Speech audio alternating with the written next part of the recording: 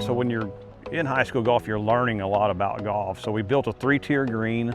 The back left corner is about 18 inches high, 14 inches on the second tier, and then all the way down to 8 and then to 6 in the front here.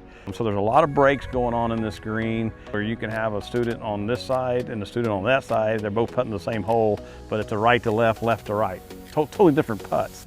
I bet it's probably been over 100 coaches that have asked about this, and I give y'all a glowing recommendation. And most schools are very jealous that we have this, just in the convenience of your kids they know, all the 3A programs know these kids do everything. So they can literally go from tennis practice and come up here and putt and chip in the evening. And that's where it's awesome. I've been an athletic director for 22 years, been a part of numerous bond projects and a lot of construction, and man, it's been a home run. And that's something, as you look at your career and things you've done, you look at safety for your kids and maximizing the time you have with them. These kids are spread thin. They do tons of activities on top of school, jobs, and so forth. So I look at this as being one that's helped our kids. Even if they just got to come out here once or twice, that was once or twice more than they would have, because they would have never made it down to the golf course. Having this putting green and these bays have been very convenient for us, not having to drive all the way out to Pleasanton.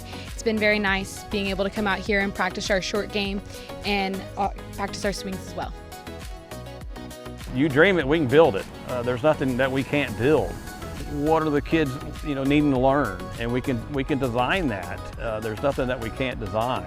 I think it's very beneficial once you start looking into the cost per student at the golf courses, people around them. Again, and this is what's so neat about this is there's nobody out here except for the kiddos playing, and I really like that. No distractions. They can just come out here. They can either get serious and really work on something, or they can just come out and have fun.